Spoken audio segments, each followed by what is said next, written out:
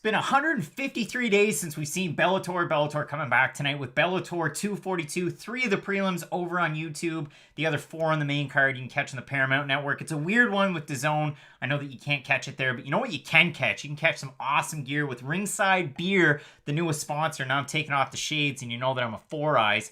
We're getting ready for Bellator 242, and like I said, check out some of the awesome merch with ringsidebeerstore.com. They're the newest sponsor with Fight Night Picks. Use the promo code FNP, and for our viewers only, you're going to get 25% off your order. They've got awesome tap handles. They want you to get into the ring with ringsidebeerstore.com. Like I said, for our viewers only, FNP is the promo code. You get 25% off. Awesome merch over there, so make sure you check that out. And without further ado, as we always say with Fight Night Picks, let's get into it.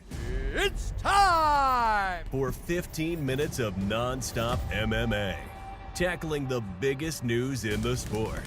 Head into the chat and let us know how you feel. Live from Fredericton, New Brunswick, Canada, here's your host, Craig Allen. Ooh boy, and listen, I'm really excited for it, at Craig Allen FNP or Left Guy if you're in the YouTube comments. And listen, I'm excited for Bellator 242. Like I said from the start, it's been 143 days since the last Bellator card. You had one scheduled on a Saturday, and right before the event was about to start, they scrapped it, so that was the last card. Listen, great main event coming up with Ricky Bandejas taking on Sergio Pettis at 135 pounds. Possible title eliminator. The one caveat there, you don't have a bantamweight champ because Kyoji Horiguchi, your actual champ, who came over from Ryzen. Of course, Bellator sent Caldwell to Ryzen. He lost to Horiguchi. Horiguchi came over to Bellator. Everybody was worried, hey, how's Kyoji going to make out in a cage? Well, pretty good. He beat Darrion Caldwell, gets the belt, and then, of course, had to vacate due to multiple knee injuries that he had. So you don't have a champ. I mean, Sergio Pettis comes over from the UFC, looks hot as hell against Arman Tsarukyan, picking up a big win there. Not Arman Tsarukyan, mind my manners. My goodness gracious, he didn't beat Arman Tsarukyan. See, I get guys confused every now and again. So Sergio Pettis, it was Alfred Kashakian. Big win there. And of course, Kashakian is the guy that you'll recognize from his fight against Sugar Sean O'Malley on Dana White's Contender Series. That one didn't go all that well. That was the first season of Contender Series. He gets knocked out there. Then he goes back to the regional scene, knocks out 3 guys in the first round. And then he takes on Sergio Pettis. So interesting stuff there. But Sergio Pettis coming in full head of steam. Has a win over Tyson Nam in his last fight in the UFC. Has a win over Alfred Kashakian, not Arman Tsarukyan. Easy enough to get those mixed up. And coming in here against Ricky Bandejas, a really big fight. So that is our main event. Bandejas coming off a wild knockout win over the Franz Malambo, where Malambo catches the kick, and then Bandejas just goes absolute ham and gets a win there and knocks him completely flat out. So great fight in Bandejas' last fight. Great fight for Sergio Pettis against a tough out and Alfred Kashakian, who a lot of people recognize, trains under the one and only, oh boy, Edmund Tarverdian, one of the best coaches in MMA. You'll remember him from Head Movement. So head into the chat. Let me know what you're thinking about this card. I don't expect it to be the crazy chat that we'll get tomorrow night with question mark kicks regarding our UFC event with Whitaker and Till. Right after this, I'm going to post the info for that one. You can check it out. Make sure you click the notifications and you get ready for it. But this card overall, pretty good one. To everybody that's tuning in, thank you for joining us. Like I said, head into the chat and let me know what you're thinking in terms of some of the picks on this card. And we'll get right into it. We'll get into the prelims. And this is an interesting one. So the first fight on the prelims, you have Rudy Schaffroth at heavyweight taking on Hylton. And it's an interesting one. Why? Because Rudy Schaffroth wasn't originally scheduled to be taking on Hylton. And that's where we kind of get into the weeds a little bit. And you might not be familiar with Ross, the Jamaican Shamrock, or the Rasquatch Hylton.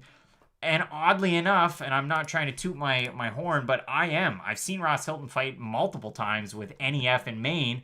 And that's one of the questions that we get all the time. Like, you know, you guys, how come we're not covering some of the regional fights? How come we're not covering some of the other things? Well, we haven't had Bellator since earlier on this spring. So that's a main driver as to why, because everything tanked and there wasn't really a whole lot to cover. And we will cover Bellator. We will cover PFL, One Championship, and the like.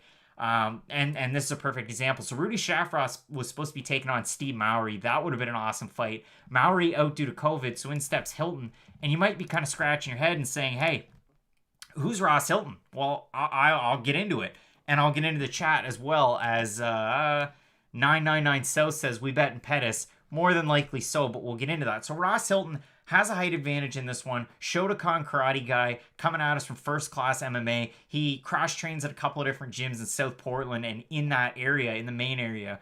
You got it.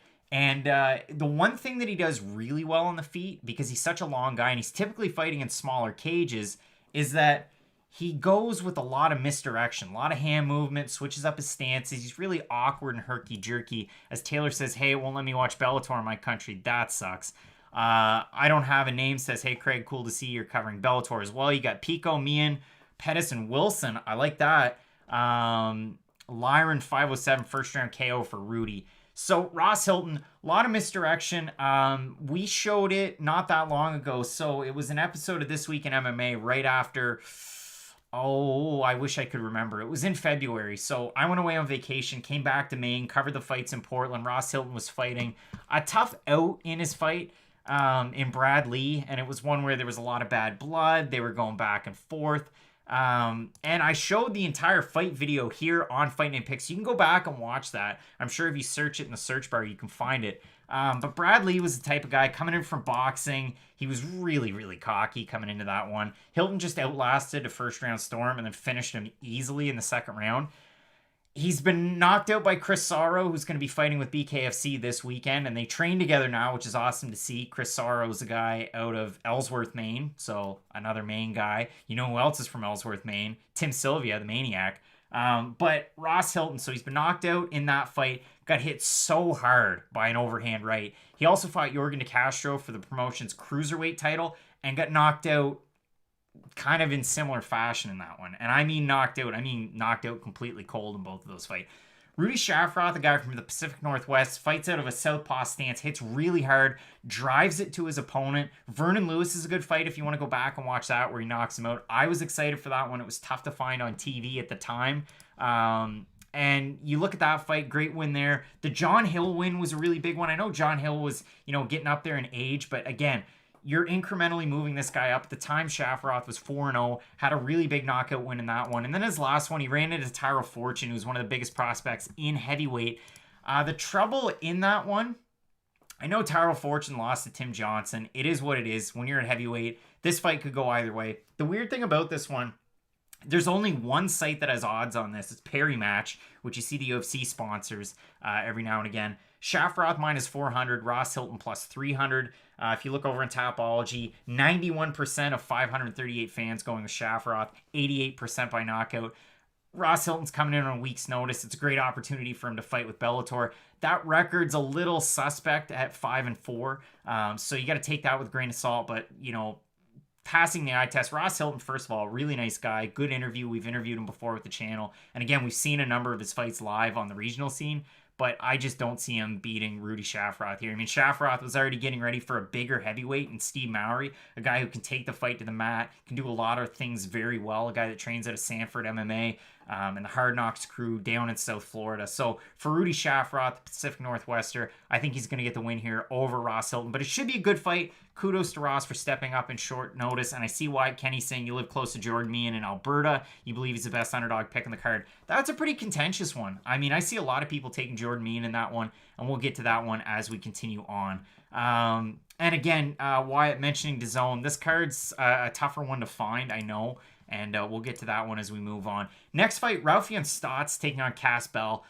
Poor Raufeon Stots. I mean, this guy would be 12-0 if it wasn't for his appearance on Dana White's Contender Series. I know it was with, regional promotion, but Dana White's Contender Series in 2017, he's fighting Merab Dvalishvili. You've got the whole crew, the Dean Thomases. You've got Matt Serra, Dana White in attendance. Merab goes in for a kick, throws a spinning back fist, knocks out poor Raufeon Stots. That's his only loss. Springboarded Merab Dvalishvili into the UFC. And where do you go from there? I mean, he's had big appearances with LFA. His last fight was in Bellator, and he got a big decision win there. Kind of get rid of the butterflies of appearing on a slightly bigger stage from LFA up to Bellator.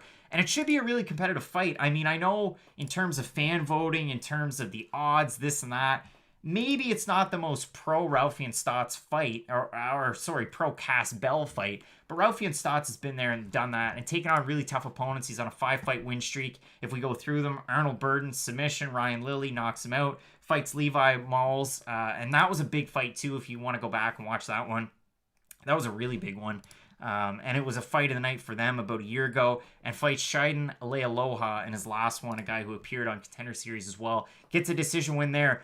What is there to break down in this fight? So Cass Bell obviously has less of the professional experience at 5-0, but he's a really, really sketchy guy to try and fight. And he is a jiu-jitsu master. You watch him crank in his guillotines, his Darce chokes, his rolls are great. He does an awesome job of really mixing it up on the feet. He's a southpaw, and he's really unorthodox. He'll throw a lot of power shots, a lot of straights down the middle. His kicks are half decent. He stays kind of flat-footed, but while he's planted, he can land heavy shots, and then he'll move around a little bit. But he is flat-footed. With Raufeon Stots, former two-time Division II national champion, he's a great wrestler. And that's the thing. If Raufeon Stots gets hit on the feet, and he will get rocked, he'll go ahead and he'll use his wrestling quite well. Now, you could say, well, a lot of those wrestling guys, while they will use their wrestling when they're in pressure situations, they can get caught in chokes. And I think that's why the line is where it is. So if you look at it right now, Stots roughly a minus 555 if you look up over on best fight odds as an average. And Cass Bell sitting at a plus 365 underdog. Those odds have shifted towards Stots. He was, or did open roughly as a minus 527 favorite. And Bell as a plus 397 underdog. So they're shifting closer and closer, further apart. And it's interesting there. So Sapt is saying, what's up, guys? Manny Lopez has Pettis and me in. Listen, we're getting there. But this Raufeon Stots fight with Cass Bell, it should be great. Harrison Garcia, how are you? I appreciate everybody for tuning in because, listen, you Bellator fans are the hardcore fans. And like I said, we've had a lot of people asking us this week to do Bellator picks. Normally, we would. Normally, what we do, if Bellator was on a Friday and you had UFC on Saturday, we do both and we go through and do picks. Typically, when it's one of these bigger cards, normally when it is a bigger card, if it's a Bellator card that has 20 fights, we'll do the main card and then some of those prelims, some of those featured ones. Like you might see a Raufeon Stots, or you'll find a Cass Bell or an Aaron Pico, and so on and so forth. And we'll pick out some of those guys and we'll make videos based on that. So you can go back through the archive, check on our Bellator picks. The one thing I want to say here, and it's not in defense of myself, but I just want to say it for what it's worth. Bellator, in terms of us picking favorites, and truth be told, going through this card, I'm going to pick a lot of favorites. Bellator odds are weird as hell. Like, I'm sure PFL odds are kind of like this, but from memory, Bellator odds are weird. Like Schaffroth minus 400, Stots minus 555, Lemminger minus 256, Pico minus 760. They're all over the place. There's a good opportunity to pick underdogs on this card. I think Cass Bell is a perfect example of that because if you look at it, he's taking on a really steep step up in competition in Stots. So I'll put that out there for what it's worth. I don't have a name saying excited for Bell. I hope he gets a streak going. Seems like an exciting prospect. He is an exciting prospect, especially for a guy that's 32 years old. This is a big opportunity for him to make a statement over a guy that trains at Rufus Sport in Raufeon Stots. So training with the likes of Sergio Pettis, who's on in our main event. So it's an interesting one. I'm going to go with Raufeon Stots again. Half decent on the feet if he can string together some nice combinations, but he has that wrestling background and pedigree to really push the pace. I think it's a little bit too steep of a step up for Cass Bell, and Bellator will do this with prospects too. They're not afraid of matching two prospects together. This is one of those opportunities. Stots is a guy that I'm surprised the UFC didn't take a flyer on, or at least put him on Contender Series. So interesting there. And you look at SAPT. By the way, it's pronounced SAPT, hence the full stops in between. So thank you for joining in. Going with Nicholas Stahl saying Pettis, Claxton, Pico is a parlay. I mean, Aaron Pico is not a good parlay piece. A guy that's minus 760 as an average, I wouldn't even get close to that. In Coker, we trust SAPT saying, Craig, who you taking in the main event? I'll get there as we continue on. Jake Smith, Mark Lemminger. Why is this fight interesting, and why should you care about it? It's a great fight at welterweight, I'll say that. The only trouble in this one is if you're big Jake Smith or Uber Smitty over on Twitter, I see him there all the time, is that he's typically lightweight. I know he's competed at welterweight in the past. He's taken this fight on short notice. Mark Lemminger was supposed to be taking on Logan Storley, who I know Matt and I hold in incredibly high regard because Logan Storley, for as boring as he might be as a fighter, he's taken on good competition with Bellator. He's a super hot prospect, trains down in South Florida with the Michael Chandlers of the world and the team, the Sanford Hard Knocks team. And it was originally supposed to be Lemminger and Storley, and that would have been a great fight on its own. The other thing for Mark Lemminger, he's been booked in fights this spring against Carlo Pedersoli. That one fell through due to a Pedersoli injury. And then Ion Pascu, and that card was scrapped due to COVID. So if you really think about this, Mark Lemminger has been booked against some really tough competition. He's had camps getting ready for those guys. He comes from a smaller gym. He's a Wisconsin guy. What do we see in this fight? I know Jake Smith can finish fights. Again, height and reach and this and that. They look close. They're not that close if you saw the weigh-in pictures. Mark Lemminger pushes a great pace. He has really good wrestling. He's fought way up past the level of his competition. And I think this is another good test. Again, Logan Storley would have been a good one. So would Pascu and Pedersoli, especially with the UFC experience of Pedersoli. But Mark Lemminger in this fight, I think it's his to lose. I think this is a good opportunity for him to pick up another big win with Bellator. Minus 256 favorite. You got Smith coming in plus 200 underdog. Listen, he can get it done. He has a nasty, nasty right hand, but it's just a tough one for him in this one. If we look over at Tapology, it has 674 votes. Lemminger by 91% of those voters, 52% by sub. Jake Smith, of his 3 losses, 2 of them by submission. But if you look at his last one, like, we're talking really good opponents. And I know you might want to discount it again. I said the fact that he's fought at lightweight in the past, but if we really break it down and look at it, he got submitted by Joey Parati, and that was 3 years ago, so don't put a lot of stock into that one. But submitted by Adam Piccolotti, again, that's really good competition. And for Mark Lemminger, the 1 loss is Jason Witt, who you saw in the UFC. Came in on short notice, didn't give the best account of himself because he unfortunately got finished by Takashi Sato in mere minutes. But this one should be a really good fight to round out your prelims, Jake Smith and Mark Lemminger. So we're really looking forward to that one. Let's get back into the chat. Orlando saying, hell yeah, that's what's up. Live show before Bellator begins. You know it. Big Bellator guys. Dan's in the chat. It should be a really good one. So if we look over on our main card and we kick it off, there's only 4 fights here. Again, a battle of really good prospects. Solo Hatley Jr. is maybe a guy that you've never heard of before. And I get it. The one fight that he really lost, or the big opportunity that he had and he lost, was against, future UFC competition. So you look at him in total, 8-2. He's got a decent amount of finishes on his record. That one loss, of course, to Austin Lingo, where he got finished really quickly. But he's come back, gets a win over AJ Cunningham, and then a big win over Gaston Bolaños, one of kickboxing's finest prospects. We've seen him in Bellator. I know it hasn't gone well for Gaston Bolaños lately, but he's the guy that was landing the spinning back elbow knockouts. He can really do it all. For Solo Hatley to come in at such a young age and get a win like that, I think that's incredibly telling. And I mean, Gaston Bolaños, and I know I say this every now and again, he's been on Joe Rogan Experience twice. That holds water for me, and that's a really big show to be on. And for Solo Hatley Jr. to get a win like that, almost 24 years old, still a great prospect. He's at a height and reach disadvantage by about 2 inches in height and 2.5 inches of reach. That could play a part. The trouble in this one is Aaron Pico. What's he doing over at Jackson Wink? Because there was a time, Team Body Shop, he's got AJ McKee, Antonio McKee is a head coach. You look at it on the flip side for training partners. We got Baby Slice. We've got all sorts of guys training there, that were really having success. And then Aaron Pico, all of a sudden, they had, and Wyatt saying Solo Hatley Jr. sounds like a Star Wars character. He has the best hair in MMA, and I'm not joking about that. If you like Jason Jackson's hair, you'll like Solo Hatley's hair. But I digress. Aaron Pico, I get it, fell in love with his hands. He was beating really good competition. I mean, the win over Leandro Higo, that's a former title challenger with Bellator, albeit at 135 pounds, knocks him out, and that was huge. But then they put him in there against Henry Corrales. And Henry Corrales, if you don't know, is one of the premier featherweights in Bellator that maybe you've never heard of. A guy that trains out of the MMA lab in Arizona. He's got Benson Henderson in the corner. He's a great guy on his own. That was a tough one for Aaron Pico. So he loses that fight. Then he takes on Adam Boric and gets finished. Well, Adam Boric is great on the ground. He's amazing with the stand-up, and it was a highlight reel knockout win for Boric. So Pico back to the drawing board, had a short camp over at Jackson Wink, like a really short camp.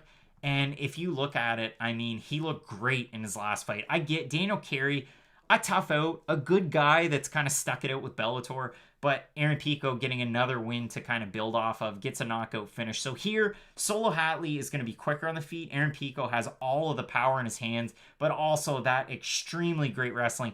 I mean, there was a chance that, and I know it didn't happen, but when he was 19 years old, he was taking on some of the best wrestlers in the world at the collegiate level, and he was able to really capitalize on that, build his MMA career. I know he lost his debut on that big pay-per-view card, but since then, kind of a rocky go. It's not great to see a young guy like this have so many knockout losses, and I say so many, but 2 big ones in a row. And then everybody thought that he came out too quick. He didn't. Gets a win over Carey. Gonna fight Hatley Jr. Listen, if Hatley loses, it is what it is. And I know that's an overused saying, but he's still a really hot prospect and a guy that I'm looking forward to seeing more of in the Bellator cage, because I think his ceiling is actually quite high. But again, I think minus 760, if you're going to throw this in a parlay, you're insane. This is one that I would not even touch with a 10-foot pole, and I've been saying that more often, but Aaron Pico is susceptible to getting finished. I know it's against top competition in the Boric and the Corrales of the world, but Solo Hatley, really high ceiling. I think Pico is going to win. So to recap, I've got Schaffroth, Stots, Lemminger, and Pico. Again, all the favorites, so you can say what you want about that. But I think it should be a good one. SAPT saying, can I give you a rough prediction for the August 1st event? I'll get into that one maybe as we round it out. But again, going with Aaron Pico in this one, and I think he's going to be able to get the win. Next one, you have Eric Claxton taking on JJ Wilson. You might not be familiar with JJ Wilson, and his record is not right on the Bellator website, so I'll tell you that much. But this one should be a good one. He is undefeated, rather. Tywan Claxton is the one that does have the loss. The trouble with that loss, though, is it's to some of the best competition at featherweight. And again, another training partner of Sergio, Pettis, in Emmanuel Sanchez. And Emmanuel Sanchez, it's tough to get a win off him. Go watch his fight if you haven't. Go watch Emmanuel Sanchez and Sam Cecilia. And that submission was insane. To start it on the feet, finish it on the ground. That was an awesome one. And Tywan Claxton, they put him into that featherweight Grand Prix. I think it was too early for him. I know, the flying knee knockouts and the wild things that he can do. Comes out of a good gym, too. Team Elevation. So you got the Magnies of the world, but the Gaethjes, the Trevor Whitmans, and so on and so forth. Tywan Claxton, again, still a really high ceiling. Even though he lost that fight, he's come back since. He beat Brandon Akeo, who was only 3-0 in his last fight 7 months ago. If you look over across the cage for Wilson, he's consistently won, whether it's with Bellator or outside organizations. Had a submission not that long ago to start off the year against Mario Navarro at 4-5. So, I mean, he hasn't faced that level of competition where Claxton has and trains with that level. Over on Tapology at a 773 votes, 68% going Claxton, 50% by decision, 43% by knockout. So the other 7% saying he's going to win by submission. I know what Orlando's saying. JJ Wilson does have really sick or slick, depending on what you want to say, BJJ. That much is true. And again, this is the trouble with Bellator. Stop putting these prospects up against each other. Give JJ Wilson some more guys like the Zach Buches of the world, and keep building these guys up. You don't have to put Wilson, who's undefeated, against Claxton with the one loss. It kind of sucks when they do stuff like that, but it's what we have here, and it should be an interesting one because, again, both guys have decent ceilings. I think that this is kind of Claxton's fight to lose, but it should be a good one nonetheless. So, looking forward to it. Going with Claxton, minus 255 favorite. Wilson coming in the plus 200 underdog. And you could say this right here, and I'd listen to you, the fact that normally favorites win 60% of the time. I get it. Dan saying Claxton looked a bit annoyed at the weigh-ins. Hope he doesn't fight too reckless. You could see he was breathing a little heavier.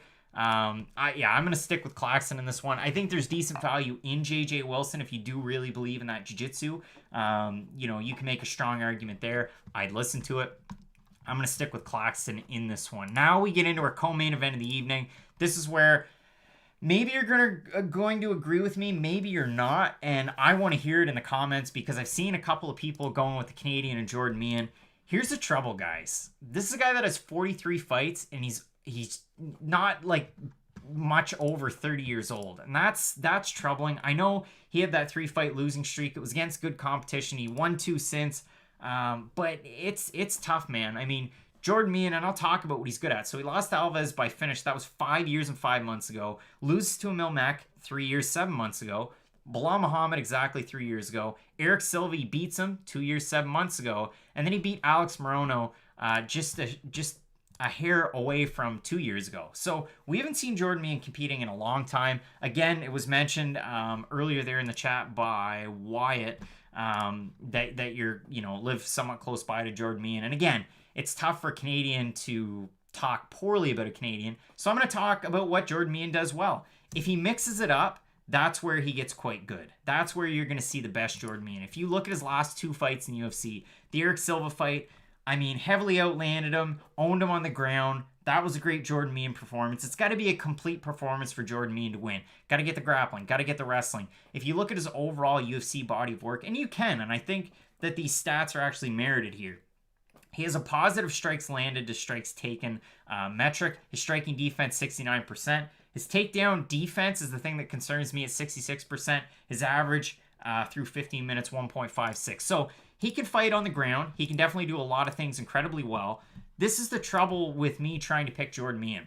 Jason Jackson had a wild fight against Ed Ruth in his UFC debut. Lost it by split decision. I thought that he won. He knocked Ed Ruth down. He had him in some great positions. His takedown defense was really good. And Ed Ruth, for what it's worth, is an awesome, one of the best college wrestlers that we've seen so far make the transition into MMA. One of those Penn State guys. I know they had the Penn State card a while ago. Phil Davis is another one of those guys. But Jason Jackson looked amazing there. Former LFA welterweight champ, former Titan FC welterweight champ. And if you go through Jason Jackson's record, maybe you're not familiar with him, maybe you don't like the record. He fought on Contender Series and he lost. But the reason why he lost is because he got hurt. Like, he hurt his leg in that fight, and that was pretty much the end of it. So Jordan Meehan coming off a really long layoff, maybe that rejuvenated him. His first fight as an amateur was in 2002. He was born in 1989. That's incredibly crazy. His pro debut was in 2006, and it was his debut against a 2-0 Rory McDonald, and he lost the fight. It's insane to think that. Jordan Meehan is one of those guys, and I'm not going to liken it to the Joe Duffy conversation we had against Joel Alvarez. I like that Jordan Meehan's won 2 in a row. He bounced back after those 3 losses in a row. But the trouble is they're spaced out so far apart. Jason Jackson is really good. I wouldn't say like super high ceiling future Bellator champ. I don't think he has what it takes to beat Douglas Lima right now. I don't think that he beat Andrei Koreshkov right now. But I really do think that he does have a high ceiling and he could take on some of those top guys. I'd like to see a Jason Jackson take on a guy like Naaman Gracie. I think that he has a good shot there. If you look over at the odds, so the Tapology picks and the odds are kind of skewed. The Tapology picks out of 804, 59% going Meehan, 82% decision. If you look over at the odds, Jackson a minus 140 right now, opened as a plus 105 underdog. Jordan Meehan plus 115 right now, opened as a minus 125 favorite. So that's kind of a breakdown of your co-main event. I'm going to be going with Jackson. I think it's a great fight. I just think that Jason Jackson has so many different tools, and if you're unaware of this guy, good wrestling overall and really good striking, really technical type of striker, and a guy to watch out for in the future. And I think if he gets a win here, it's that feather in your cap that you lost a split decision that was close to Ed Ruth, who's one of the best prospects at 170. You beat Kiichi Kunimoto, a guy who fought in the UFC, and Ed Ruth also beat. And then you beat a guy in Jordan Meehan. If he can get it done, that's a really big feather in your cap for Jason Jackson. So I'm looking forward to that one. And we continue to roll along into our main event of the evening as I move it around a little bit. This fight should be a really good one. I mean, if you look at it for what it's worth, Ricky Bandejas is always going to be remembered for the Franz Malambo knockout. So he does that overseas. But also he's a big hero over there. Not really. Because he finished James Gallagher, where James Gallagher, man, I know a lot of people don't like him, but he was talking a lot of smack before that one. And oh boy, did Ricky Bandejas look good. I gotta have a sip of that. So let's kind of break this one down because there's a couple of things that I think pose Sergio Pettis issues. You can see it from the thumbnail for this one, the difference in height, the difference in reach. You're going to see that, and it's going to become quite apparent and prevalent in this fight. Sergio Pettis, a guy that fought against some of the best competition at 125 pounds in UFC. Of course, he has a win over 2-time, make that 4-time title challenger, and Joseph Benavidez beat him by split. I did think that he won that fight, but it was really close. Sergio Pettis, I mean, moves in and out so well. He can strike, like, his striking's his bread and butter. He throws a nice low kick. He can switch stances. He can push the pace. And the thing about Sergio Pettis, and JTMMA saying I'm British and I'm a big Bandejas fan. Yeah, I mean, you gotta be. But if you look at this one for what it's worth, Pettis in his last 5, the Benavidez win, then he loses to Formiga. I mean, Formiga was a world beater, a couple of years ago, year and a half ago. Loses to Rob Font. That's a tough fight. And I think that could play a bit into this one. Rob Font's the type of guy. That was a bad matchup for Pettis, because Pettis, for him to win, move in and out, move in and around, pepper, and just really wear on Rob Font, whereas Rob Font's such a heavy hitter. He can do a lot of things well. You can really draw your parallels between Calvin Kattar and Rob Font. Font to a lesser extent because he doesn't throw the same type of volume, but it was a tough fight for Sergio Pettis. A lot of people were down on him after that one. Comes back, fights Tyson Nam, and then comes over to Bellator on a surprise move where would I like to see both Pettis brothers in Bellator? You're darn tootin' I would, but it probably won't happen. So he gets a huge win over Alfred Kashakian, a guy that a lot of people were familiar with, like I said from the start. It was a good fight that he had. I mean, a big fight that I guess he had against Sean O'Malley. So another name that Sergio Pettis can add to that. Now, the question is, and I saw it there from SAPT saying, you think Pettis can become a Bellator champ? Maybe he can work his way back into the UFC. He could have stuck in the UFC, really. If he wanted to grind it out in the UFC, probably could have. But I'm sure the money's probably a lot better in Bellator, and you get a lot more recognition if you're here. So you look at this for what it's worth. Pettis knocks out Kashakian in his last fight. What does that tell you against Bandejas? Not a whole lot. Bandejas, out of his 2 losses, we brought up some of these names because of Aaron Pico. If you look at it, both these guys lost 2 fights not that long ago. For Bandejas, lost to Juan Archuleta, lost to Patchy Mix. Well, to me, Juan Archuleta at 45 or at 35, king of the cage champ here and there and everywhere, he put on a good account of himself in the Bellator Featherweight Grand Prix. And for what it's worth, I mean, you look into that as much as you want. He showed flashes in that fight. So take that into consideration. Then the fight against Patchy Mix where he gets submitted. Your question of whether or not Sergio Pettis can become the champ at Bellator, for me, you got to beat Patchy Mix. And that might be an insane thing to say, but I think Patchy Mix is your future Bellator champ. I really do. His jiu-jitsu is amazing. Like, he's so good on the ground. His setups are great, and his striking's pretty darn good too. So, Bandejas losing to those 2 guys, it's tough. It really is. Then you look at his last fight, and he beats Franz Malambo in a fight where Malambo is such a good striker, and Bandejas throws that kick, Malambo grabs it, and Bandejas just finishes it up. No, please saying Emelianenko got smoked.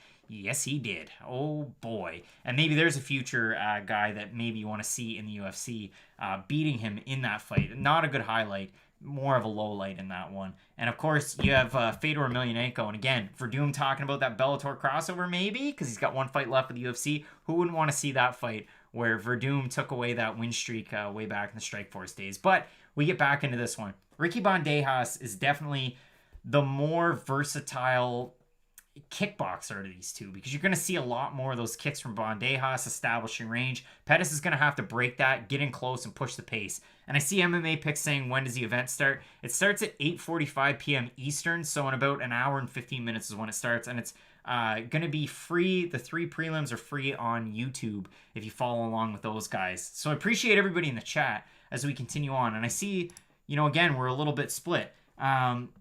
You've got Lyron 570 saying Bandejas is going to lose the first round, second round KO Bandejas. I could see that too.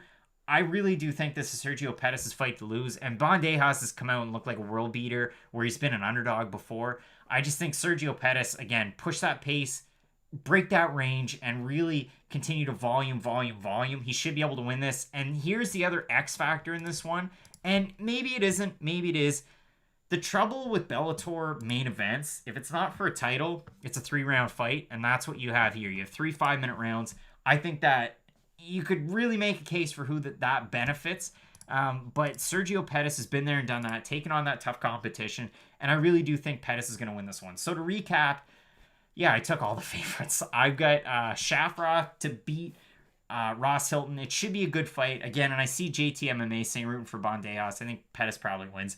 You could really sway me either way. I don't think you're wrong. If you want to come back and berate me due to the fact that Bandejas won, I could see it too. And I can certainly see a path for both guys. So I've got Schaffroth to beat a tough out in Ross Hylton. Again, record precedes him a bit. I've got Stots to beat Bell. I've got Lemminger to beat Smith. I have Pico to beat Hatley Jr. That should be a really good one. I've got Claxton to beat Wilson. I have Jackson to beat Jordan Meehan, might not be the most popular pick, and I've got Sergio Pettis to get the win over Ricky Bandejas. So it should be a really interesting one. To circle back and answer one of those questions, giving you an idea about Shabazian and Derek Brunson. That's a tough one. I mean, Derek Brunson, good wrestler, from his time before getting into MMA. He's such a power puncher. It's another one where Shabazian win. That's a big showcase fight. It's those incremental step ups for a guy that has a really high ceiling. I know Ronda Rousey talking with Dana White. Why didn't we rope in Brendan Shaw for that conversation on Instagram? But really putting on a good account of Edmund Shabazian. So it's a tough one. I really do have to do a little bit more research on that one, watch the tape, because if you go back, Darren Stewart gave Edmund Shabazian a tough time, and that wasn't that long ago. And I know Darren Stewart is a fairly capable guy. Keith saying, I just watched Rob Font Pettis fight, and Font's length and striking really gave Pettis fits. Also, his takedown defense isn't great. I know, but he's such a quick fighter. He's able to move in and out, and his combinations are really something special. And Malambo was pretty good at that stuff too, and Bandejas beat him there. I'm going to stick with the pick. I mean, total honesty, and again, we're as transparent and as honest as we can be. It's the toughest one to pick. It really is. I mean, you can do all the tape study in the world, and Keith, I appreciate that you did it. And I went back and watched that one too, and that's that one fight that really makes you question the Sergio Pettis train, and if you want to stay on it, or if you want to get off at the tracks where Bandejas is hanging out. But I think it should be a great fight. So, and the Jackson Meehan fight too. That's one that could go either way, but I've got it for Jackson. He's a busy guy on the feet. His kicks are nice. His wrestling defense is good. And I think he can really counteract all those things that you look forward to with Jordan Meehan. Meehan did look a lot bigger, and that's kind of one of those things that if you look at the height and reach stats, it's weird because Jordan Meehan's listed as an inch shorter, but he looked taller when they were standing next to each other. And I'm going to bring it up just so I have it on Tapology. That's normally where I go for this stuff. Jason Jackson has 4 inches of reach at 77.5 to 73.5 for Jordan Meehan. That's interesting, but all in all, I think it's a Jackson fight. So I'm really looking forward to this. I appreciate everybody for tuning in. You guys are the Bellator hardcores, or the degenerates, or maybe you're just a Fight Night Picks fan. You wanted something to do on a Friday night. But I'm really looking forward to this card. We got about an hour and 10 minutes before that. And you can find us here tomorrow night with Question Mark Kicks, getting ready for UFC. I'll have the whole graphic with the entire fight card. We'll go through it fight by fight, and there's 15. So I'll start a little bit earlier. I'll have that one out and available so you can set the notifications, which maybe some of you do. And if you do, I appreciate you. But you can get ready for that one because we go about 45 minutes before that prelim card starts. So I'm really looking forward to it. Hopefully you enjoy Bellator 242 tonight. It should be a great card. Hopefully you can check back in tomorrow night. And as I always say with Fight Night Picks, let's get into it.